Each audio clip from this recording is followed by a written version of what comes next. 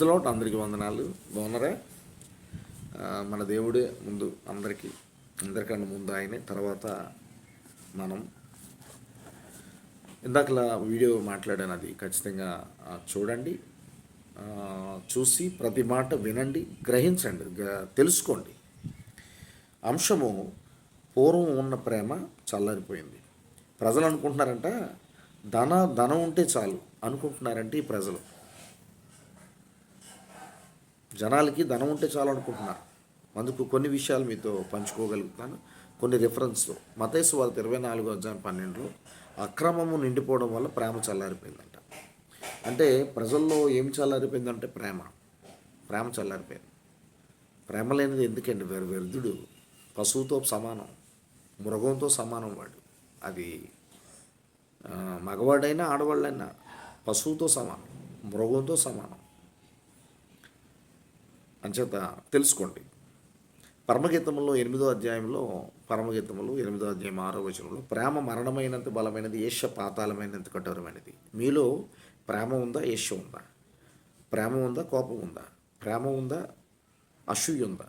ప్రేమ ఉందా? ద్వేషం ఉందా? ప్రేమ ఉందా? కఠినమైన మనసు ఉందా? ఆలోచించుకోండి.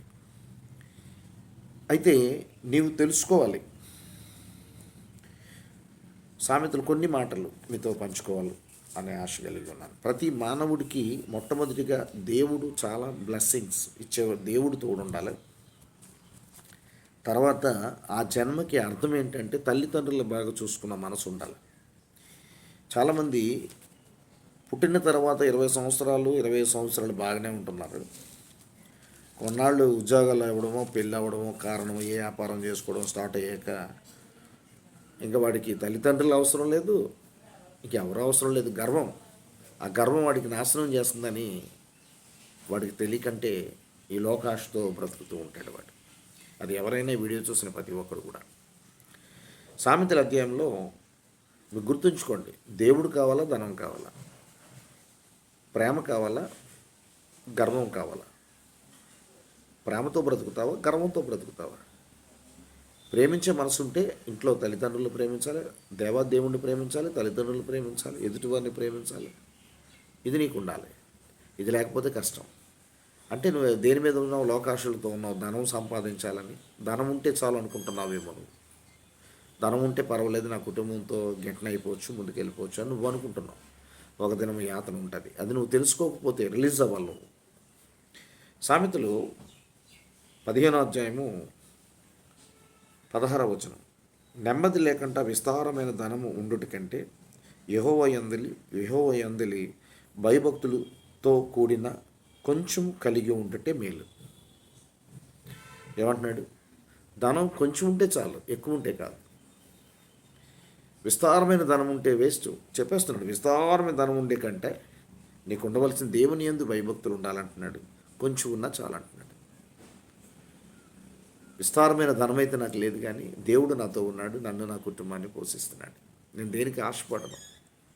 ఒక గొప్పగా పెద్ద ఇల్లు కట్టించుకోవాలి, గ్రాండ్గా కట్టించుకోవాలి, సంవత్సరానికి ఒక కారు మార్చేయాలి, ధనం ఉన్నదని గర్వంతో ఉండాలి, నేను ఫుల్గా ఒంటి నిండా గోల్డ్ వేసేసుకోవాలి. అలాంటి ఆలోచనలు నాకు లేవు.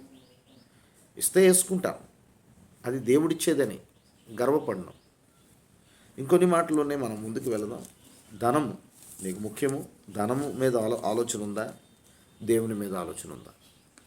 అందుకే ధనం మీద ఆలోచన ఉంది కనుక నీలో ప్రేమ చల్లారిపోయింది. దేవుడి మీద ఆలోచన ఉంటే నీలో ప్రేమ ఉంటుంది. తల్లిదండ్రులు ప్రేమిస్తావు, అన్నదమ్ముల్ని ప్రేమిస్తావు, అక్క చెల్లెల్ని ప్రేమిస్తావు, ఇరుగు పొరుగు వారిని ప్రేమిస్తావు. వారు చెప్పిన మాటలు అర్థం చేసుకుంటావు. వాళ్ళు ఏమైనా మంచి చెప్తే తప్పుడు భావంతో, తప్పుడు ఆలోచనలతో వారికి దూరం అవుతే నీ ఇష్టం. ఇంకోటి ఏంటంటే, ముఖ్యంగా ఈ విషయం తెలుసుకోవాలి. సామెతలు ఈ విషయం ముఖ్యంగా తెలుసుకోవాలి. తల్లిదండ్రుల కోసం మీతో మాట్లాడుతున్నాను. దేవుడు తర్వాత తల్లిదండ్రులే. సామెతలు 20వ అధ్యాయము, సామెతలు 6వ అధ్యాయము ఈ మాటలు అందరూ కూడా చక్కగా విందాం. 6వ అధ్యాయం బాగా వినండి. దేవుడు తర్వాత తల్లిదండ్రులే. వారి మాటలు విన్నవాడు ఎలా ఉంటాడు ఇక్కడ ఉంది. చదువుదాం. సామెతలు 6వ అధ్యాయం 20-23 వచనాలు చదువుతున్నాను. నా కుమారుడా, నీ తండ్రి ఆజ్ఞను గైకొనుము. ఫస్ట్ నీ తండ్రి, తర్వాత నీ తల్లి ఉపదేశము త్రోసివేయకము. నెంబర్ 2 నీ తల్లి. నీ తల్లిదండ్రులు అంటే దేవుడు చెప్పిన ఆశీర్వాదం ఏంటంటే తండ్రి ముందు, తల్లి తర్వాత. అంటే ఇద్దరు ఒకటే. ఈ భూమి మీద ప్రజలందరూ అనుకుంటున్నారు తల్లిదండ్రులు అంటారు.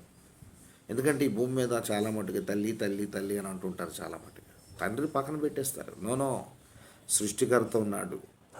సృష్టికర్త మాట వినాలి. తండ్రి లేనిదే నువ్వు లేవు.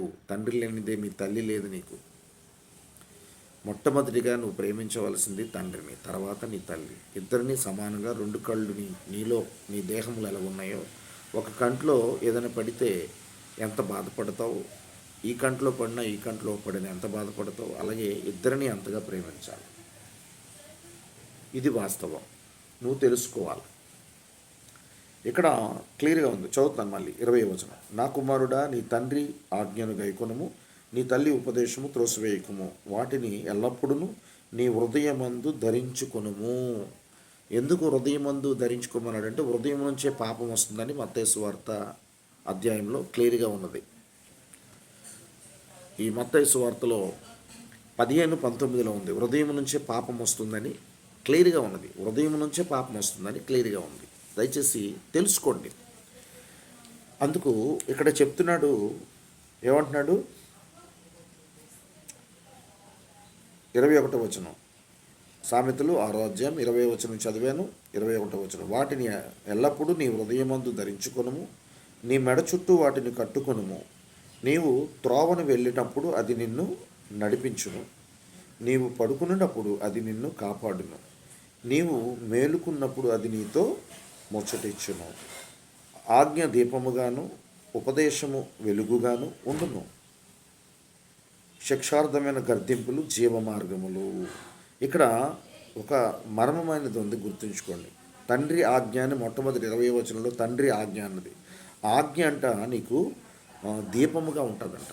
తండ్రి చెప్పిన మాటలు వింటే నీకు ఒక దీపముగా ఉంటుందంట. నీలో దీపం వెలిగిస్తూ దేవుడు నిన్ను బ్రతికిస్తూ దీర్ఘాయువు ఇచ్చి ముందుకు నడిపిస్తాడు తండ్రి మాట వింటే. రెండవది అక్కడ చూడండి, తల్లి కోసం ఉంది. నీ తల్లి ఉపదేశము త్రోసివేయక అన్నాడు.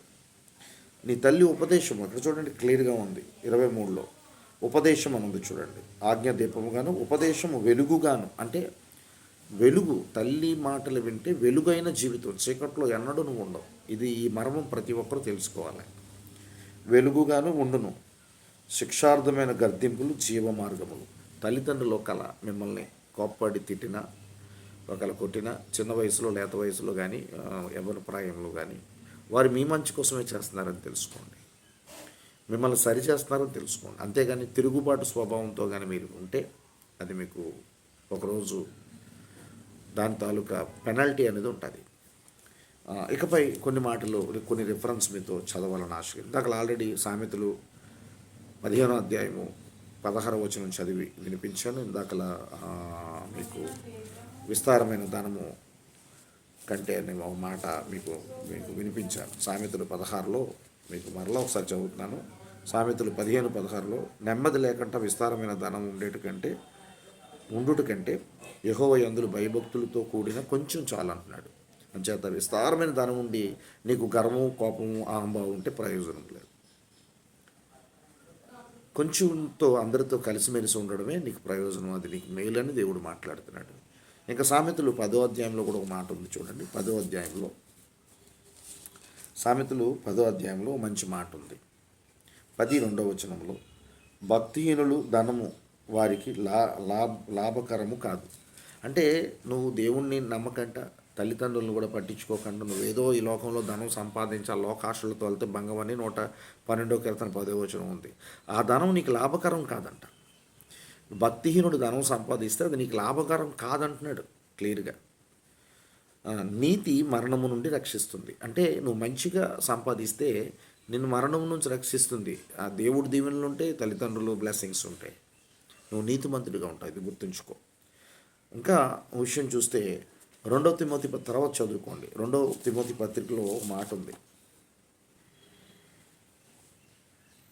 2 తిమోతి పత్రికలో 3వ అధ్యాయంలో అంత్య దినములలో అపాయకరమైన కాలములు వచ్చునని తెలుసుకొనుము. ఏలయనగా మనుషులు స్వార్థప్రియులు, ధనపేక్షకులు. స్వార్థముతో ఉంటారంట, ధనముతో నింపబడి ఉంటారు. ధనపేక్షకులు, ధనం సంపాదించాలి, వాళ్ళకి ఇంకోటి ఏం లేదు. తల్లిదండ్రులు ప్రేమించాలని, దేవుణ్ణి ప్రేమించాలని, ఇరుగు పొరుగు వారికి సహాయం చేస్తూ మేలు చేయాలని వాళ్ళకి ఇంకోటి ఆలోచన ఉండదు. ఒకటే ఆలోచన, స్వార్థంతో ఉంటారంట, ధనం సంపాదించాలని అని ఆలోచన ఉంటుంది. ఆ ధనం నేను తీసుకెళ్ళదు, ఇది వాస్తవం. అది మీకు రిఫరెన్స్ మీకు చెప్తాను, ఖచ్చితంగా చదువుకోండి. నీ డబ్బు గర్వం వల్లే కదా నువ్వు కొన్ని విషయాలు, ఆ డబ్బు ఉందనే కదా నీ నోటితో మాట్లాడుతూ గర్వపడుతున్నావు కనుక అది నిన్ను నాశనం చేస్తుందని సామెతలు 13వ అధ్యాయం 3వ వచనం ఉంది, చదువుకో. డబ్బు ఉందని గర్వంతో నువ్వు మాట్లాడితే నీ మాటకు నువ్వు శిక్ష పడతావు కనుక అది నిన్ను నాశనం చేస్తుంది. అలాగే సామెతలు 5వ అధ్యాయము 3వ వచనం 3 నుంచి 14 వచనాలు చదువుకోండి. 3వ వచనం 14వ వచనం కూడా చదువుకోండి. అలాగే మత్తయి సువార్త 7వ అధ్యాయంలో 22, 23 వచనాలు కూడా మీరు చదువుకోండి. ఆ పాపము నిన్ను ఖచ్చితంగా నరకానికి తీసుకెళ్తుంది. ఇంకేంటంటే ఇందాక మీకు చెప్పాను, ధనము ఆస్తి నిన్ను ఉగ్రత దినము నేను కాపాడుదని. మరి సామెతలు 11:4లో 11వ అధ్యాయం 4వ వచనం చదువుకోండి. హెజ్కేల్లో 7వ అధ్యాయము 15 నుంచి 19 వచనాలు చదువుకోండి. ఉగ్రత దినం నిన్ను అది కాపాడదు. నీకు కష్టం వచ్చినప్పుడు నీ ధనం కాపాడదు నిన్ను. నాకు ధనం ఉంది పర్వాలేదులే, ఏమైనా హాస్పిటల్లో జాయిన్ అయిపోతాను పర్లేదని నువ్వు అనుకుంటే ఆ ధనం నిన్ను మోసం చేస్తుంది. మన కరోనా టైంలో అప్పుడు ఎంతమంది ఎంత ధనం ఉన్నా చాలామంది చనిపోయారు. దేవుని ప్రేమ, తల్లిదండ్రుల ప్రేమ, తల్లిదండ్రులు ప్రేమించే మనసు, ఎదుటివారిని అర్థం చేసుకున్న మనసు మనకుంటే ఖచ్చితంగా నువ్వు రక్షించబడతావు. బ్రదర్ సిస్టర్స్ ఎవరైనా సరే, ఈ వీడియో చూసిన ఎవరైనా, పైన హిందూ ముస్లిం కృష్ణ బ్రతుకుతున్న వారైనా, బుద్ధిస్టులైనా ఈ భూమి మీద ఉన్న ఎంతమంది అయితే ఈ వీడియో చూస్తున్నారు, అలాగే నా కుటుంబ సభ్యులు అయితే ఈ వీడియో చూస్తున్నారు, అందరికీ నేను చెప్పేదల్లా ఒకటే, నీలో ప్రేమను చంపుకుంటే నువ్వు మృగంతో సమానం. నీలో ప్రేమని చంపుకుంటే కనీసం నీ తల్లిదండ్రులు ప్రేమించలేక, కట్టుకున్న భార్యని ప్రేమించలేక, కట్టుకున్న భర్తకు లోబడకంటే ప్రేమించలేక, పిల్లల్ని సరిగ్గా పట్టించుకోలేక, ఎందుకు నీ దానం? నీ కళ్ళ ముందే నీ పిల్లలు నాశనం అయిపోయి నీ మీద తిరగబడుతున్నారే. ఒకసారి ఆలోచించు. దేవుని ప్రేమతో నింపబడండి. స్వార్థం పక్కన పెట్టండి, గర్వం పక్కన పెట్టండి, అహంభావం పక్కన పెట్టండి, అసూయ కపటాలు పక్కన పెట్టండి. ప్రేమ, జాలి, కరుణ, ఆప్యాయతతో మీరు నింపబడితే మీరు బాగుంటారు, మీ కుటుంబం బాగుంటుంది. ఎదుటివారు కూడా మిమ్మల్ని చూసిన వాడు మంచివాడు, ఈ అమ్మాయి మంచిదని చెప్తారు. మనుషులు అలా చెప్తున్నారంటే పరలోకంలో దేవుడు ఇంకెలా చెప్తాడు ఆలోచించండి. అందుకే మనుషుల దయ, దేవుని దయ మనకు ఉండాలని సామెతలు 3వ అధ్యాయంలో క్లియర్గా ఉంది. దయచేసి తెలుసుకోండి, రక్షించబడండి. ఈ మంచి మాటలు మీకు నచ్చితే లైక్ చేయండి, షేర్ చేయండి. God bless you all. Praise the Lord. Next నీ వీడియో కన్నా ముందు వీడియో కూడా మీరు చూడండి, వినండి. Praise the lord.